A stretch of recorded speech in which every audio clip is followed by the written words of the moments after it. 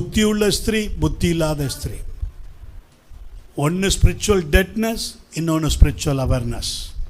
5 பேர் புத்தி உள்ளவர்கள், ஸ்பிரிச்சுவல் அவேர்னஸ். 5 பேர் புத்தி இல்லாதவர்கள், ஸ்பிரிச்சுவல் டெட்னஸ். 5 பேர் புத்தி உள்ளவங்க, கன்னிகைகள், அழைக்கப்பட்டவங்க, மணவாட்டியே அழைக்கப்பட்டவங்க தான்.